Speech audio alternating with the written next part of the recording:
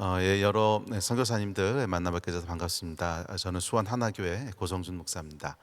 음, 사실은 이 설교 준비하면서 이렇게 좌불안석이었습니다. 이게 뭘 해야 될지 모르겠더라고요.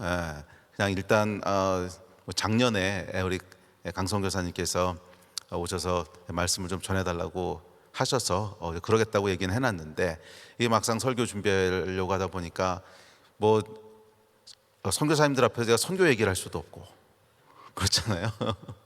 뭐 제가 선교 얘기하면 여러분 들으시겠습니까? 사실은 그거는 이렇게 목회자들 집회하는데 선교사님이 오셔서 목회 얘기하면 목회자들이 들을까요?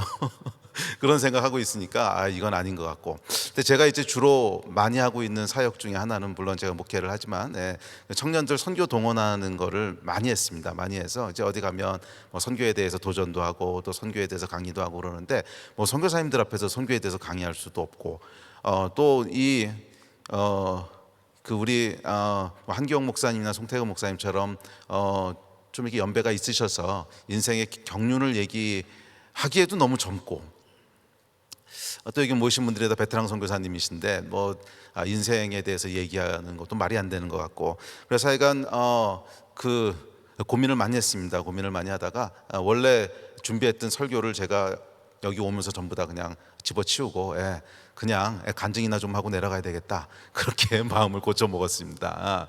그래서 뭐 간증 좀 나누고 또 꼭 필요한 말씀 있으면 한두 가지 같이 은혜를 나누고 그렇게 하려고 합니다.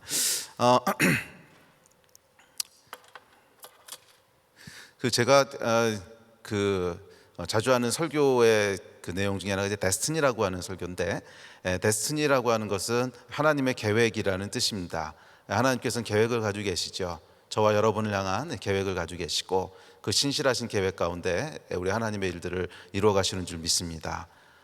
그래서 우리 인생의 가장 큰 성공은 뭐 열매가 얼마나 많은지 또는 사람들이 얼마나 인정하고 박수 쳐주는지 이제 그런 것이 아니라 하나님의 계획에 얼마나 가깝게 갔느냐 하는 것이 우리의 절대적인 기준인 줄 믿습니다. 그래, 하나님께서 성경에 보면 뭐 크게 쓸 그릇도 있고 작게 쓸 그릇도 있다고 하시잖아요. 저희는 사역의 열매를 가지고 사람들은 뭐 특별히 이제 사역자가 되다 보면, 목회자가 되거나 아니면 이제 선교사님이 되시거나 사역자가 되면 사역의 성공에 대한 그런 마음들이 들지요. 저도 사실은 이제 평신도로 쭉 이렇게 사역을 해오다가 조금 늦게 이제 목회를 시작했습니다. 늦게라고 한 제가 35살 되는 해 이제 교회를 개척하게 하셔서 목회를 시작하게 하셨는데, 저는 이제 처음에 예수님을 믿을 때 그 내비게이터에 계시던 분들이 저를 전도를 하셔서 뭐 그쪽에서 신앙생활을 시작하고, 그래서 이 캠퍼스 사역을 하고 또 전도하고 뭐 성경 공부하고 제자 훈련하고 하는 게 너무너무 재밌어서 그냥 평생 이거 하면서 살았으면 재밌겠다, 이제 그렇게 헌신을 했더니 뭐 어쨌거나 하나님께서 그 말을 들으셨는지 뭐 지금까지 제가 올해 이제 50대 후반이 되었고요. 저희 큰아들이 올해 30살이고 그런데 뭐 지금까지도 하나님께서 그냥 대학생 사역에 대한 것들을 계속 하게 하시고 또 대학생들을 보내주시고 뭐 청년들을 보내주시고, 그래서 그렇게 사역하고 있습니다. 근데 제가 평신도로 사역할 때 뭐 사역을 열심히 했습니다. 열심히 했고, 제가 대학교 1학년 때 이제 예수님을 믿고 2학년 때 헌신을 해서 평생 이 사역하면서 살겠다고 이렇게 헌신했던 게 있어서 뭐 열심히 사역을 했습니다. 그래서 제가 제 대학교 때라는 게 성경 공부했던 제자들 중에 많은 사람들이 목사가 되고 선교사가 되고, 그래서 제가 지금까지 제가 이렇게 제자 훈련해서 한 사람 한 사람 전도하고 또 제자 훈련하고 해서 이 풀타임 사역자가 된 사람이 몇 사람인가 세봤더니 80명에서 100명 가까이 되더라고요. 그러니까 뭐 열매가 어느 정도 있었던 거죠. 그런데 그래서 제 안에 어떤 교만이 있었냐면, 평신도 때 이 정도 사역하면 잘하는 거야 하는 그런 마음이 있었던 것 같아요. 이 정도 사역하면 잘하는 거야 이런 마음이 있었는데, 그러다가 35살 되던 해 제가 이제 풀타임 목회를 하게 됐는데, 이 풀타임 목회를 딱 시작하고 나니까 전혀 다른 생각이 드는 거예요. 전혀 다른 생각이 드는데, 무슨 생각이 드냐면 교회를 잘해야 돼. 근데 잘해야 된다고 하는 게 뭐 성경적으로 해야 된다는 말도 있지만 교회가 부흥해야 돼, 이런 마음이 이제 훅 안에 들어오는 거죠. 그 부흥이라고 하는 것은 내가 눈에 보이는 열매가 있어야 된다라고 하는 표현은 그렇게 하지 않아도 제 안에 뭐 제가 평생 이제 제자 훈련하고 이렇게 살아왔으니까 무엇이 본질인지에 대한 걸 머리로는 잘 알고 있습니다. 머리로는 뭐 보이는 것은 허수고 뭐 실제로 그 안에 하나님의 뜻이 얼마나 이루어지고 뭐 이런 거 다 알고 있는데, 그럼에도 불구하고 제 안에 아주 깊이 들여다보면 그래도 열매가 있어야 되고 그래도 눈에 보이는 성장이 있었으면 좋겠고 하는 것들이 이제 제 안에 이렇게 은근히도 아니에요. 아주 노골적으로 제 안에 그런 마음이 있는 거죠. 이제 그러면서 지난 한 22년 제가 오래 목회했는데 뭐 하나님께서 제 안에 있는 마음들을 이렇게 다뤄가셨던 것이 참 은혜라는 마음이 듭니다. 그래서 제 22년 동안 사역을 보면 하나님께서 저를 통해서 일하신 것이 아니라 이 일을 통해서 저를 만들어 가셨다고 하는 것이 훨씬 더 맞는 말이 아닐까, 이런 생각이 듭니다. 그런데 이 데스티니라고 하는 말씀, 성공이라고 하는 것이 눈에 보이는 어떤 결과나 눈에 보이는 숫자로 결정되는 것은 아니지 않습니까? 하나님께서 어떤 사람은 뭐 작은 규모지만 그 작은 사람들과 함께 하나님의 뜻을 깊게 이루어가도록 부른 사람도 있고, 또 어떤 사람들은 큰 사역을 통해서 많은 열매를 하나님께서 맺게 하신 분들도 있고, 그건 하나님의 계획이라고 믿습니다. 그렇죠. 그리고 오늘 이렇게 보니까 뭐 조윤기 목사님의 사역을 이렇게 조윤기 목사님 전부 다 존경하고 또 전 세계에서 가장 큰 교회를 개척하시고 뭐 그렇지만 이 조윤기 목사님의 사역도 사실 곰곰이 들여다보면 사실은 전후 한국 사회라고 하는 배경이 있지 않습니까? 전쟁으로 다 무너져서 아무것도 없고 가난하고 그러던 시대에 하나님께서 조윤기 목사님을 사용하셔서 재건하는 복음을 전하게 하신 거죠. 삶의 소망도 무너지고 또 뭐 나라도 다 무너지고 그런 가운데 하나님께서 주님의 은혜만 할 수 있고 믿음이면 불가능한 것이 없고, 그러면서 하나님께서 큰 부흥을 이루게 하셨는데, 만약에 좀 조심스럽긴 하지만 조윤기 목사님이 지금 태어나서 개척을 하셨다 그러면 과연 물론 잘하셨을 거예요. 저희하고 비교가 안 되니까. 그래도 여의도 순복음교회 때 봤던 것 같이 그런 어마어마한 규모의 사역이 가능했을까? 그건 사실 모르는 얘기지 않습니까?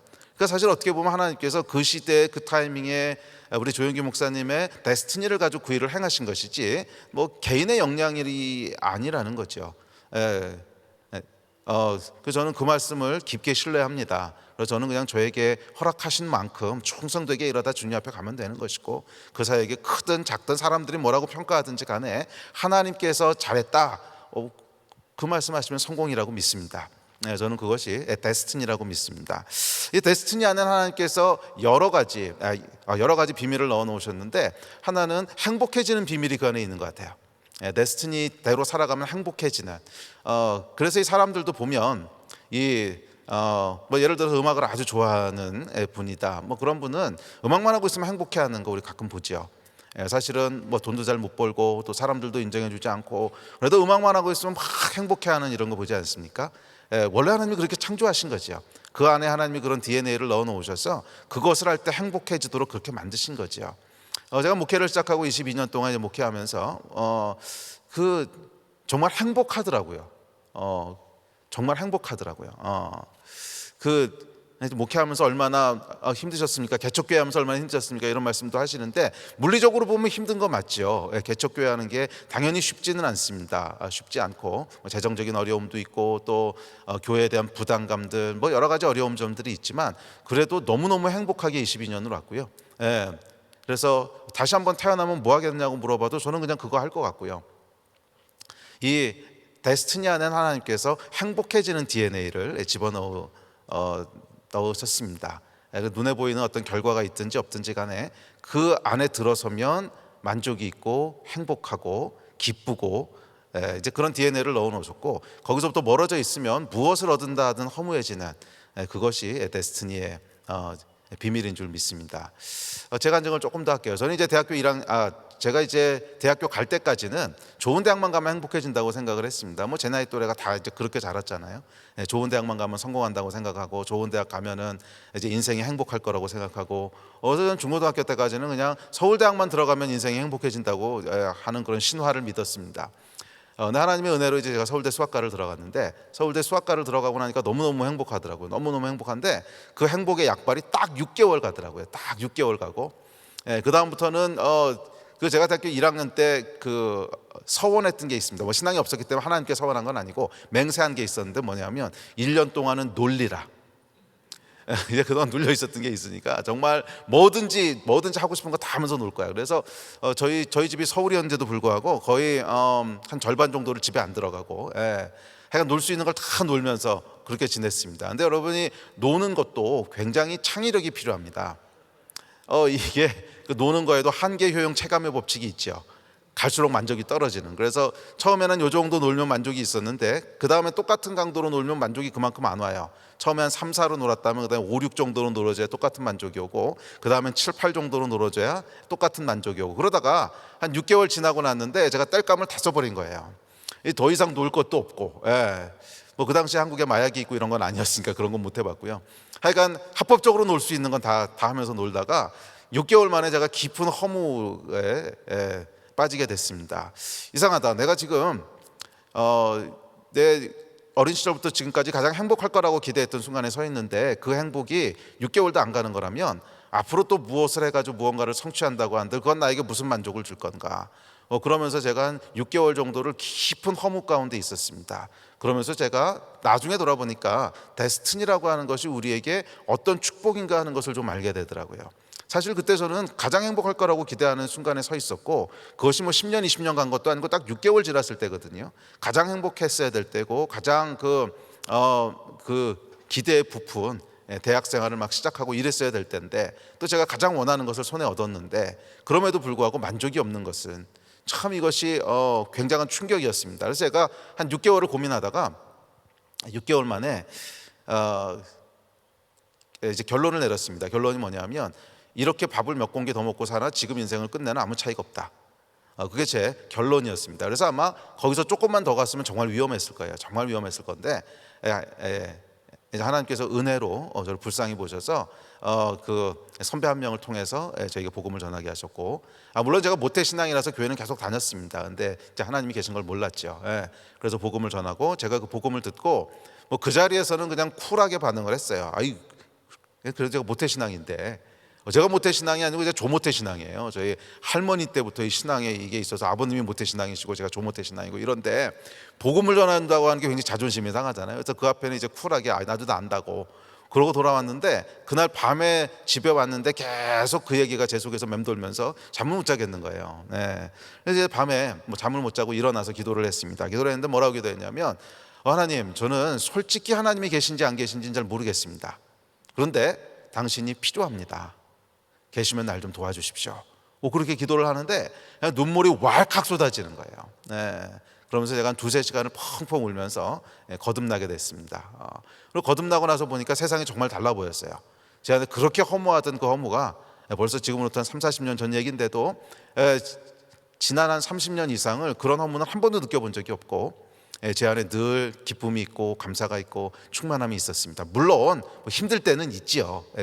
그래도 하나님을 모를 때 느꼈던 그런 고통은 한 번도 느껴본 적이 없습니다. 데스티니의 능력인 줄 믿습니다. 그래서 제가 대학교 1학년 때 이제 예수님을 만나고 너무 기뻐서 목사가 돼야 되는 게 아닌가 그런 생각을 했습니다. 근데 딱 하루 생각하고 집어쳤어요. 제가 말을 아주 심하게 더듬었습니다. 말을 아주 심하게 더듬어서 이 앞에 서면 아무 얘기를 못 하는 거예요. 더더더 하다가 내려오고 보통 그랬습니다. 그러다 보니까 이 말 더듬는 사람이 무슨 이제 목사를 하겠습니까? 그래서 이건 내 부르심이 아니야. 나는 그냥 그러니까 앞에서도 말씀드렸듯이 그냥 학생들하고 사역하고 복음 전하고 성경 공부하고 하는 게 너무 재밌어서 그냥 평생 이거 하면서 살아야겠다. 그래서 뭘 하면 좋을까 봤더니 교수를 하는 게 가장 좋겠더라고요. 교수를 하면 학교에 남아 있을 수 있으니까. 그러면 어렸을 때부터 저는 교수 이외에 제가 다른 걸 할 거라고 정말 생각해 본 적이 없었어요. 저희 아버님이 이제 서울대 수학과 교수님이셨는데 그게 너무 좋았나 봐요. 그래서 저는 그거 외에는 정말 다른 거 할 거라고 생각을 안 하고, 근데 또 마침 거듭나고 보니까 또 캠퍼스 사역에 대한 열정도 있고 그래서 교수를 해야겠다.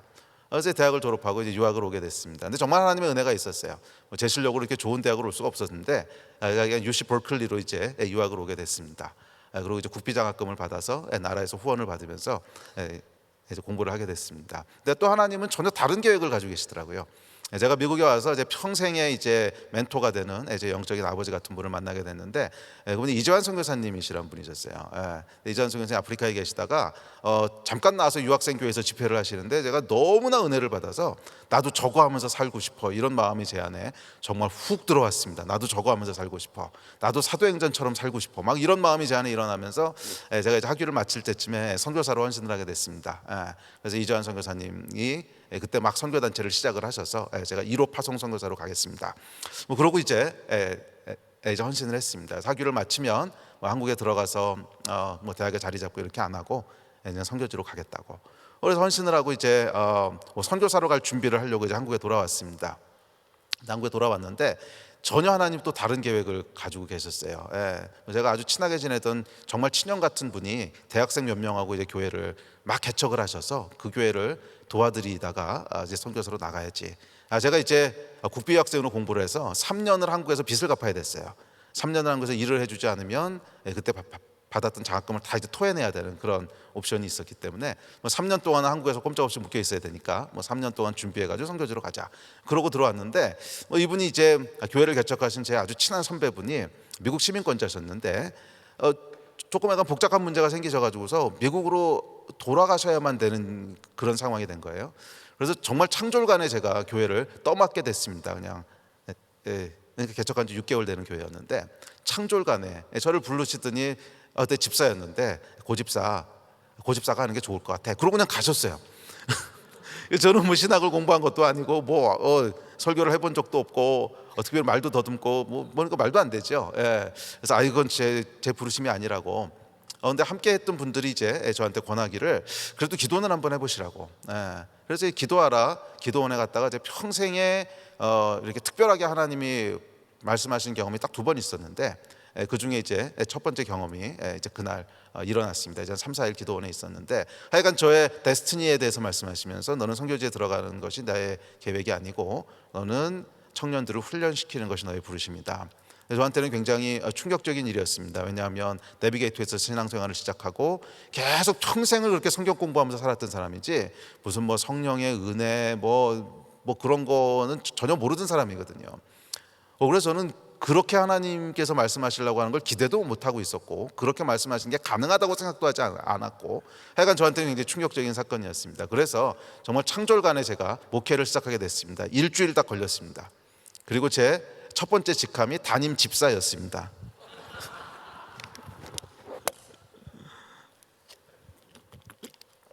그러고 나서 보니까 그때가 2월 달이었는데 급하게 신학교를 알아보니까 이제 빈자리가 있어가지고서 신학교 등록을 하고 3월 달에 이제 전도사 안수를 받고 2단을 면했습니다.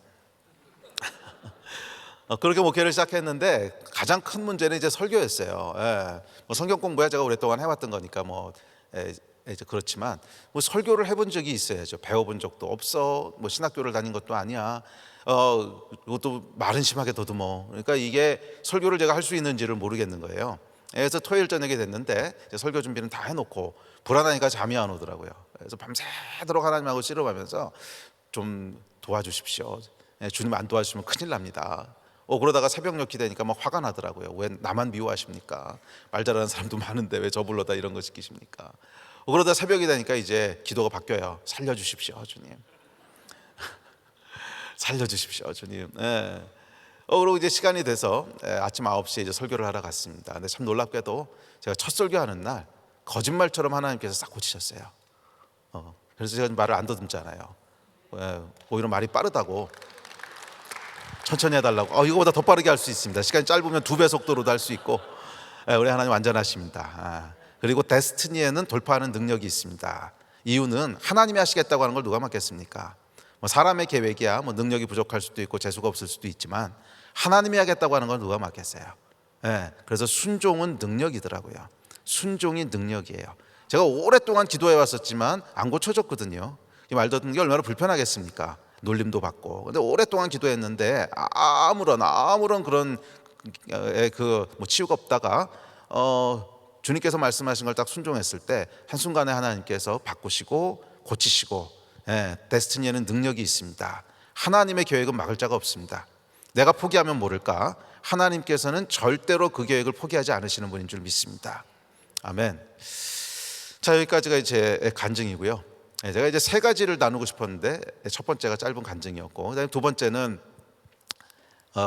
그 제목이 이제 시대와 사명 아닙니까? 그래서 시대에 대한 얘기를 조금 하고, 그다음에 세 번째는 본질에 대한 얘기를 하고, 이렇게 이야기를 하려고 합니다. 그래서 하나님께서 이 말 듣는 걸 고쳐 주셨고, 그래서 제가 원래 이제 선교사로 헌신했었고, 또 하나님 말씀하신 것이 청년들을 선교지로 들여보내라고 하는 말씀이었기 때문에 목회를 하면서, 사실은 저희 교회는 이제 많은 분들이 와보시고는 이게 교회하고 선교단체하고 섞어놓은 것 같다고, 반씩 섞어놓은 것 같다고 제가 말씀들을 하세요. 그래서 뭐 전도해서 이제 청년들, 대학생들 전도하고 이제 훈련시켜서 선교사로 보내고, 그런 일들을 계속 해왔습니다. 그래서 하여간 뭐 아주 많은 수는 아니지만 그래도 하나님께서 선교지로 사람들을 보내게 하셔서 지금 30가정은 좀 안 되는 것 같고, 장기 선교사는 20몇 가정 정도가 나가 있고, 또 중단기로 청년들이 1년에서 3년 나가는 거 많이 나가 있습니다. 그거는 그리고 주로 저희가 사역하는데 이제 중동 지역에서 사역을 합니다. 이슬람권에서 사역을 하고, 거기에도 뭐 간증이 있는데 이거 뭐 시간이 없으니까 넘어갈게요. 제가 두 번 하나님께서 그렇게 초자연적으로 인카운터 하시는 걸 경험했다고 했는데, 이 두 번째가 사실은 중동 무슬림들에 대한 거였습니다. 2005년도에 제가 기도하고 있었는데 하나님께서 정말 벼락처럼 말씀을 하시면서 영어로 말씀하셨는데 뭐라 그러냐면 Even though your church is in Korea, your inheritance is Muslim.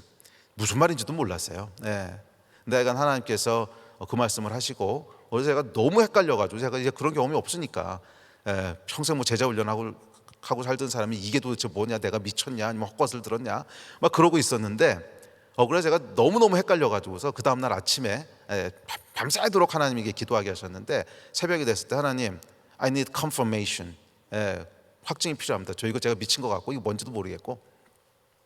그래서 제가 그 다음 날 제 아는 분이 중국 목사님 한 분이랑 이제 미팅을 이렇게 주선을 해놓으셨어요. 처음 보는 분인데, 뭐 그분을 통해서 이제 그러니까 똑같이 말씀해 주시면 제가 믿겠습니다. 근데 이분은 전혀 모르죠. 그래서 다음 날 만나서 이분하고 점심 식사하고 한 2시간 교제했는데 아주 좋았어요. 근데 이분이 이제 기도하고 가자고. 근데 이분이 이제 중국 분이니까 당연히 대화는 영어로 했죠. 근데 이분이 뭐라 그러냐면 기도하시면서 Lord, even though his church is in Korea, his inheritance is Muslim. 정말 문자적으로 똑같이 말하더라고요. 제가 이 머릿속이 하얘지면서 하나님이 기도를 들으시는구나.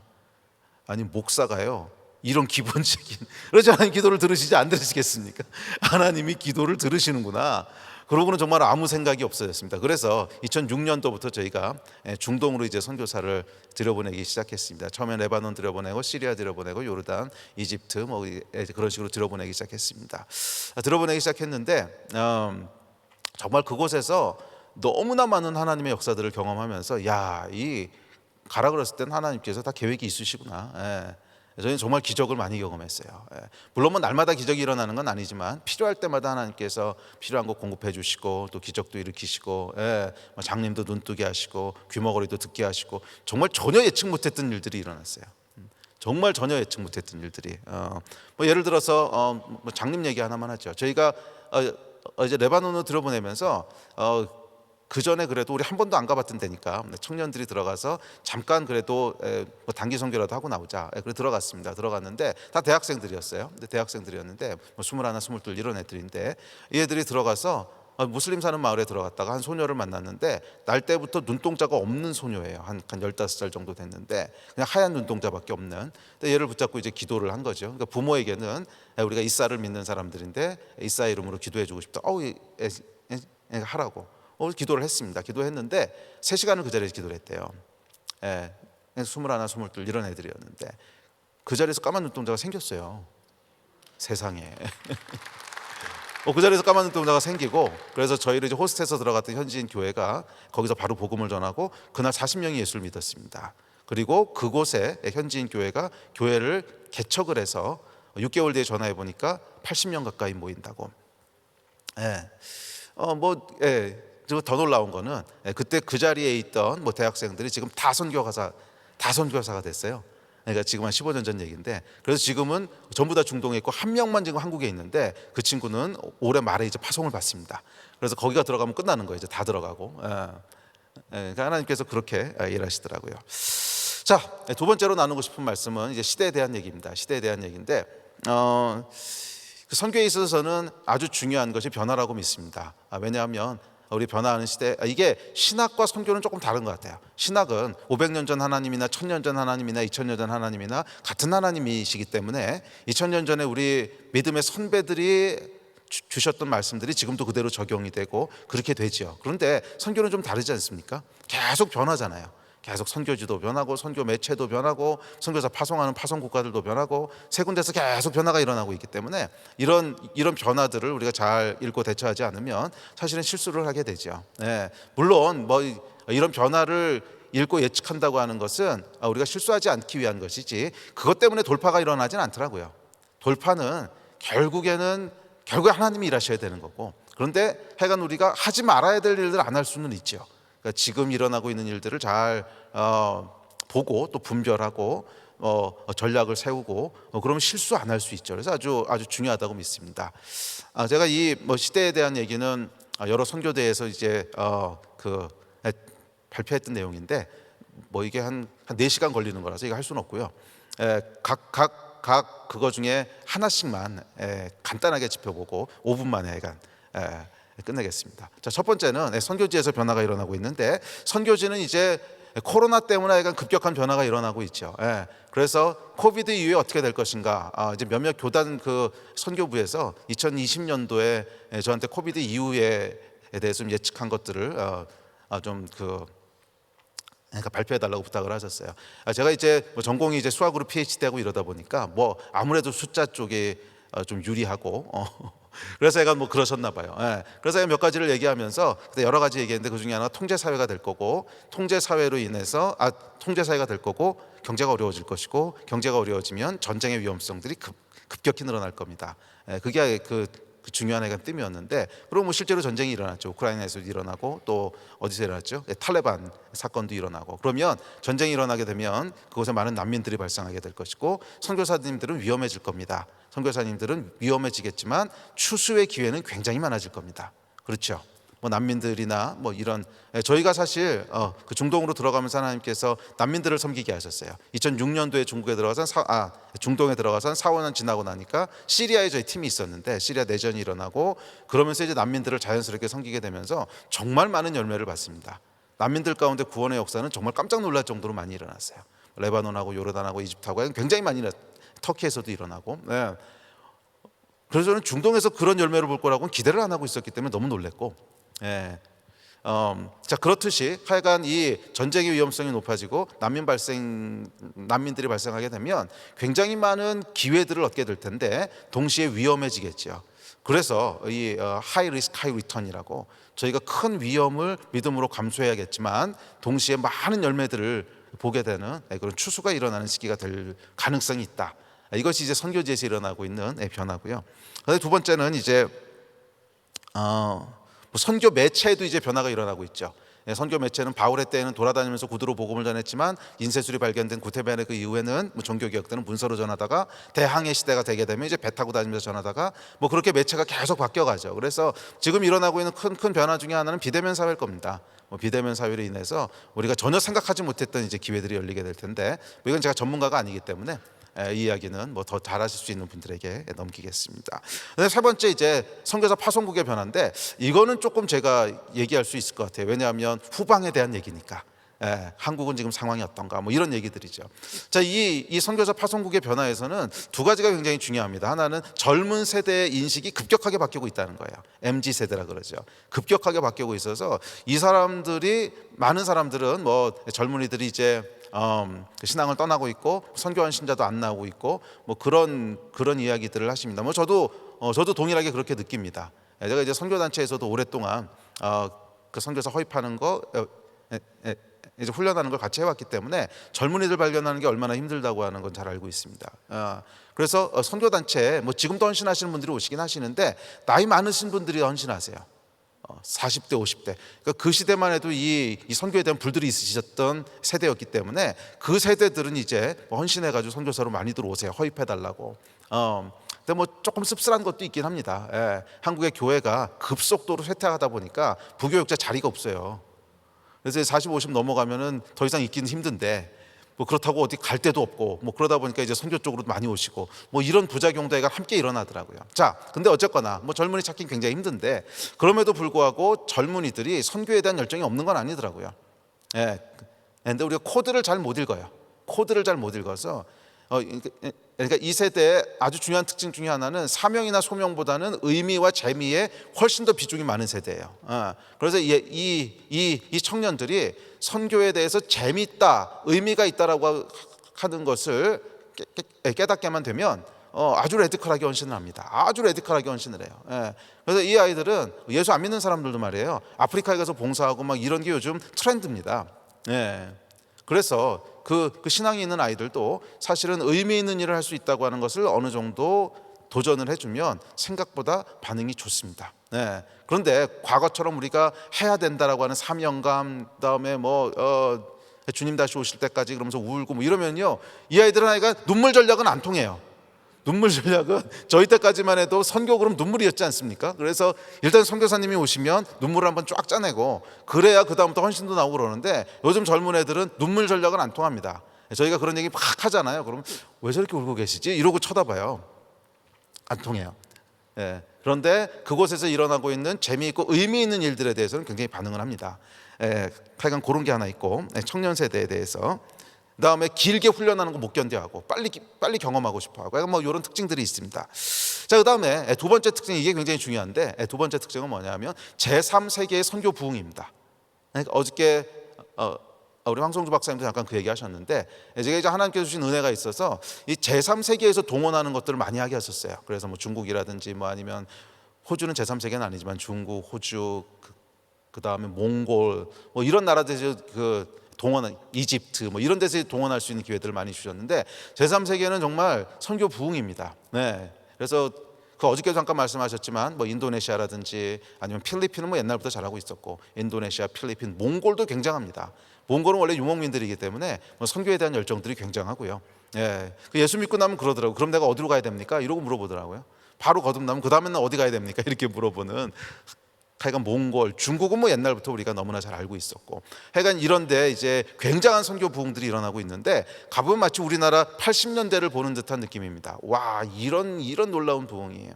그런데 문제는 뭐냐면 이 나라들이 선교에 대한 노하우는 전혀 없어요. 노하우는 전혀 없는. 그래서 많은 실수들을 저지릅니다. 그래서 이제 이분들이 그리고 두 번째는 뭐냐면 이 나라들이 대부분 반미 국가들이에요. 중국부터 시작을 해서. 그러니까 미국을 그렇게 좋아하지 않습니다. 그래서 그러니까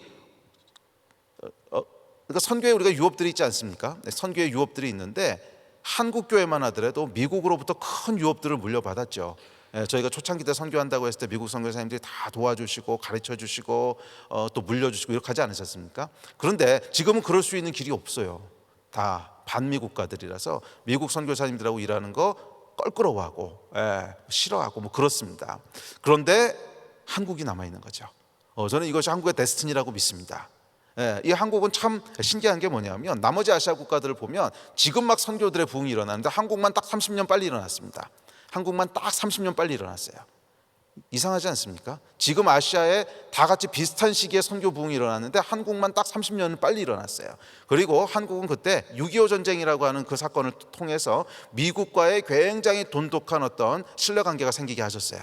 그래서 하나님께서 준비하신 거라고 저는 믿습니다. 그래서 미국으로부터 모든 선교적인 유업들을 물려받고 준비했다가 이때를 위함이라는 거죠. 오늘 본문에 보면 이때를 위함이라는 거죠. 그래서 하나님께서 이 한국 선교를 이 제3세계 국가들을 돕고 그들에게 유업을 물려주는 그런 데스티니를 가지고 저희를 부르셨다고 저는 믿습니다. 그래서 저희는 지금이 어떻게 보면 굉장히 중요한 전환기인 것 같습니다. 아마 여러분 선교지에서 느끼시겠지만 제3세계 국가 선교사들이 이제 많이 나오기 시작했습니다. 뭐 중국 선교사를 비롯해서 중동에 가보면 중국 선교사 이미 굉장히 많고요. 중국 선교사부터 시작해서 인도네시아 선교사, 몽골 선교사는 아프가니스탄에 가보면 많이 있습니다. 아프가니스탄 하자르족이라든지 뭐 이런 게 이제 몽골 피가 있는 사람들이죠. 뭐 그런 거라든지,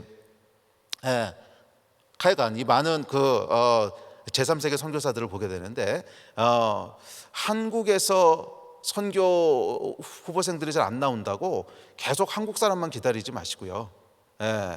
좀 글로벌한 인터내셔널 팀을 만들려고 하는 그렇게 우리가 패러다임을 좀 바꾸면 오히려 굉장한 기회를 맞이할 수 있지 않을까 그렇게 생각을 합니다. 2014년도 월드컵에서 이제 독일이 우승을 했습니다. 제가 축구를 아주 좋아하는데, 근데 아르헨티나하고 붙었는데 아르헨티나에는 축구의 신 메시가 있었거든요. 그런데 다들 메시가 이길 거라는데 독일이 이겼어요.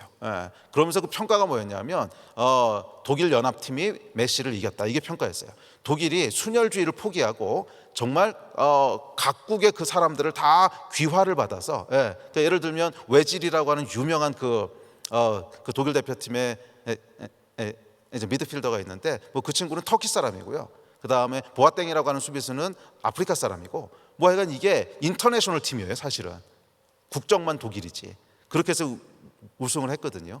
저는 이것이 시대적인 사인인 것 같아요. 인터내셔널 팀이 결국 이기게 되는.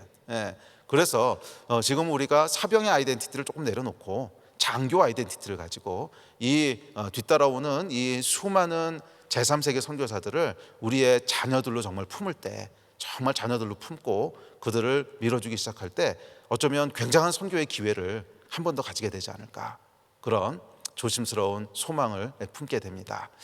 하나님께서 한 번 더 기회를 주시지 않겠습니까? 아무리 한국교회가 힘들고 어렵다고 해도 여기서 하나님 끝내시지는 않으실 거고요. 한 번 더 기회를 주실 줄 믿습니다. 한 번 더 달리게 하실 줄 믿습니다. 그래서 마지막에 이제 본질에 대한 얘기 잠깐 5분만 나누고 우리 아침 모임 마칩시다. 그 어느 날 제가 이제 기도하고 있는데 하나님께서 무슨 말씀을 하셨냐면, 한 2004년 5년쯤 됐을 거예요. 생각 좀 하지 마라. 갑자기 그 생각이 이렇게 떠오르는 거예요. 생각 좀 하지 마라.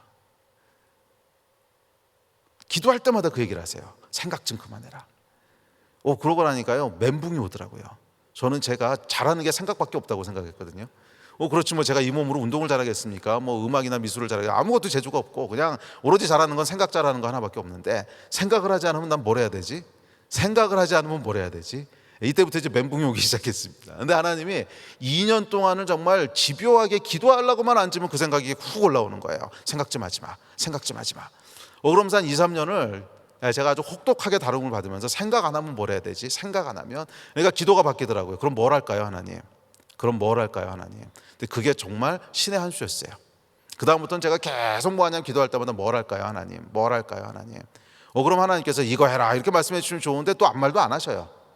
그렇죠, 여러분. 제가 뭐 초자연적인 인카운터가 있긴 했지만 제 평생 딱 2번 있었던 거고요. 매일매일의 삶에서 제가 뭐 할까요, 하나님? 수도 없이 물어봐도 한 번도 대답 안 하세요. 눈 감으면 깜깜하고 그냥 고요하고. 그럼에도 불구하고 제 안에 굉장히 중요한 걸 하나님께서 바꾸셨는데 뭐냐면, 하나님을 신경 쓰는 태도예요. 그러니까 계속 신경이 쓰이는 거예요. 무슨 얘기냐면, 가만히 있으니까 하나님 원하실까? 뭐 하기 원하시지? 계속 이 신경이 쓰이는 거예요. 계속 이 신경이 쓰이다 보니까 조심스럽게 되고, 또 하나님 무엇을 원하시는지를 계속 찾고 싶어하고, 그리고 그 위에 하나님께서 제가 전혀 생각하지 못했던 일들을 이제 해나가시게 되는 것을 경험하게 됐습니다.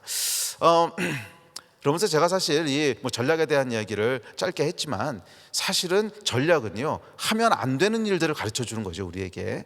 그렇지만 무엇을 해야 될지는 결국 성령께서 가르쳐 주시는 거 아닐까요? 결국 돌파는 무엇을 해야 되는지는 성령께서 가르쳐 주시는 거고, 하지 말아야 될 실수들을 줄이는 것은 뭐 당연히 전략을 가지고 줄일 수 있겠죠. 그래서 제가 어느 날 이 설교를 준비하면서 코비드 이후의 목회 전략, 코비드 이후의 선교 전략 막 그러다가 갑자기 이상한 생각을 하게 됐어요. 코비드 이후에 식당들은 어떤 전략을 가지고 장사를 할까?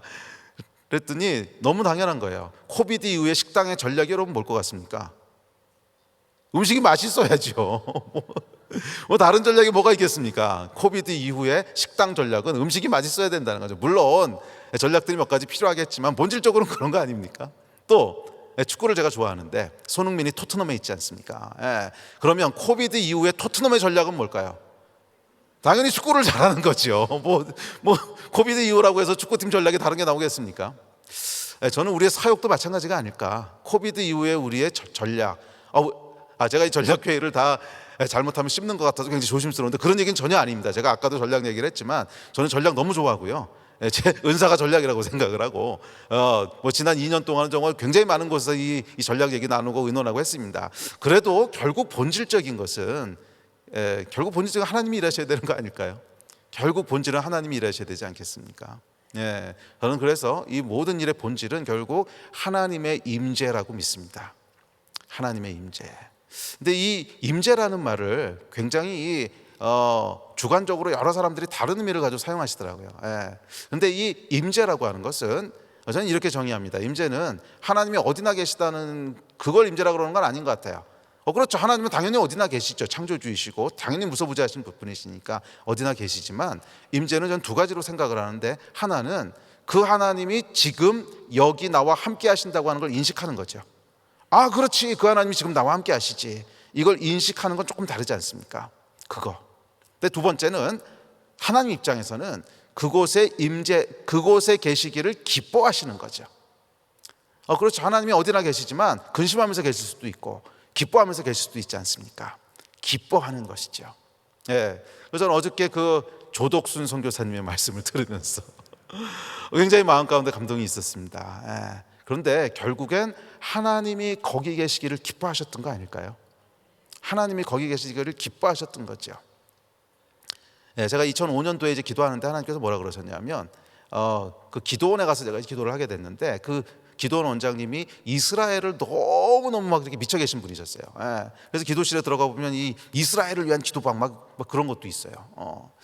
근데 저는 이제 중동에 부름받은 사람이니까 그게 굉장히 마음이 좀 상했어요. 그래서 이스라엘을 저렇게 기도해 줄 거면 중동도 좀 기도해 주시지. 그래서 제가 거기 한 일주일쯤 있으면서 그 이스라엘 중보방은 거들떠도 안 봤어요. 그런데 마지막 날 밤에 성령께서 계속 그 방 들어가서 기도하라는 그런 마음을 주셔서 제가 정말 본성을 억누르고 자아를 부인하고 그 문을 열고 들어갔습니다. 열고 들어가서 탁 앉았는데 깜짝 놀랐어요. 제 안에 하나님께서 말씀을 시작하시는데 정말 왜 하나님이 말씀이신 줄 알겠더라고요. 너무너무 말씀을 많이 하시는 거예요. 근데 뭐라고 이제 그 감동을 주시냐면, 내가 이스라엘을 얼마나 사랑하는 줄 아느냐?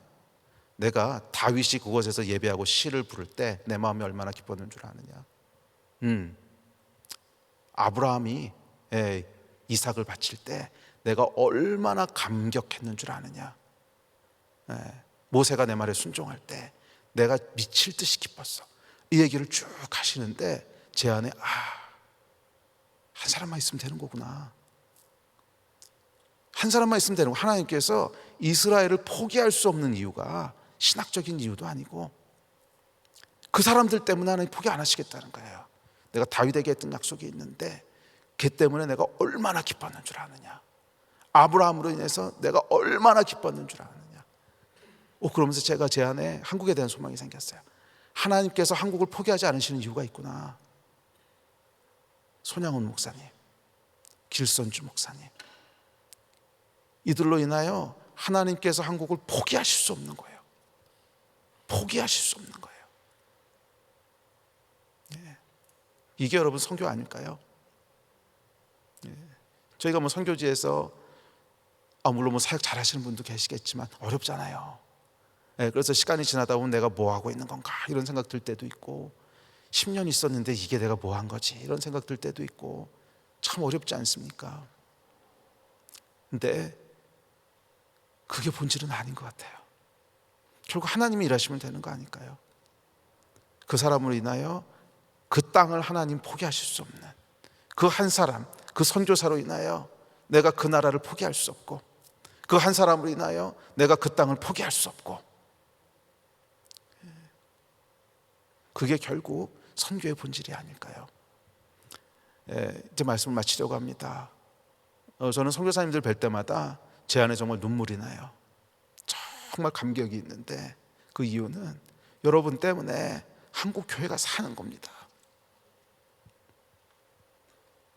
한국을 포기할 수 없는 거예요. 이들이 있는데.